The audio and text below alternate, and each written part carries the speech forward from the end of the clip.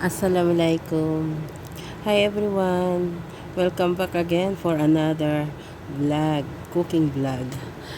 Yes, ito nga. Gagawa tayo ngayon ng sizzling Mongolian beef.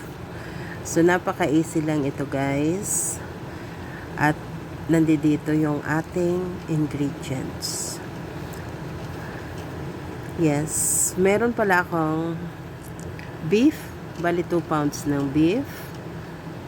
Ayan, slice lang natin ng thinly.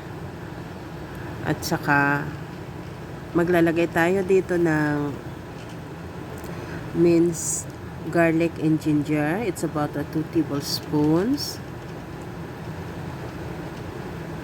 Kung hindi kayo mahilig sa garlic and ginger, pwedeng bawasan. At yes, maglalagay tayo ng black pepper and salt according to your taste. Kaunti lang ng salt kasi maglalagay pa tayo ng soy sauce.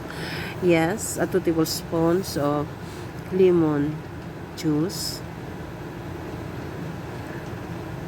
At inilalagay ko pati yung pinigaan kasi minamarinate ko sila kasama yun, guys, para mabawasan yung langsa ng ating beef. Yes, maglalagay tayo ng soy sauce, light soy sauce, a tablespoon,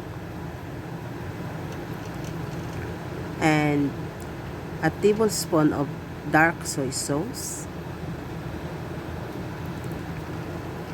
2 tablespoons of oyster sauce, and a tablespoon of dark soy sauce, and a tablespoon of rice vinegar, and a tablespoon of sesame oil, and a tablespoon of brown sugar. So yes, ito ihahalo lang natin para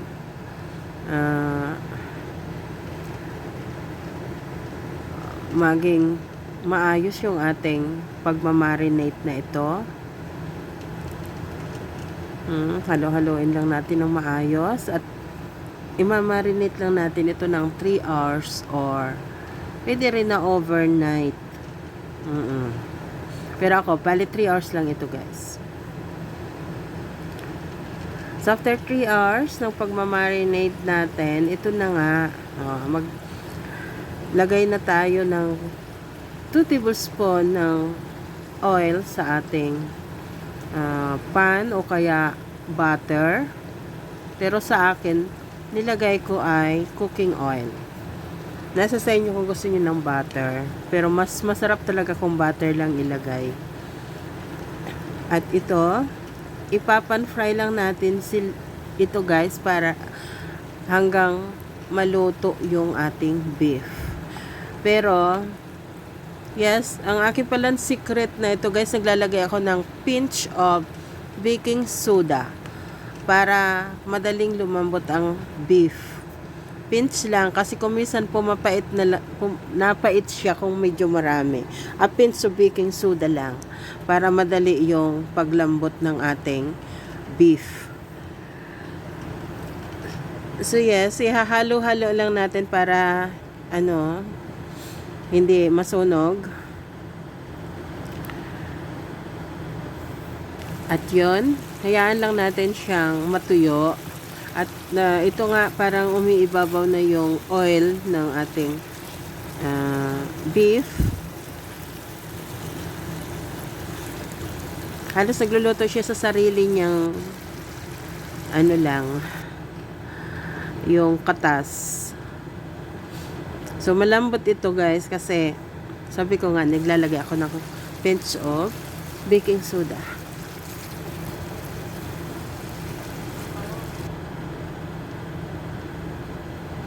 So ito ihahalo-halo lang natin kasi baka masunog sa ilalim.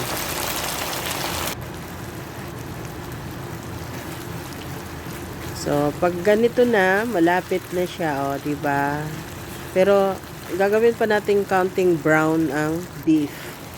bago natin ilagay yung ating vegetable. Yes, ilalagay na natin yung ating onion strips at saka yung ating bell peppers, red, yellow, and green.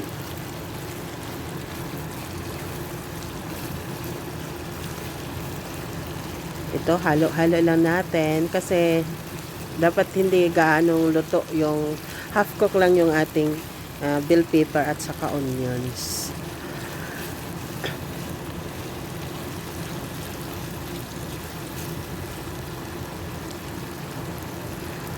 So, yes, maglalagay tayo dito ng splash of sesame oil at spring onions or scallions.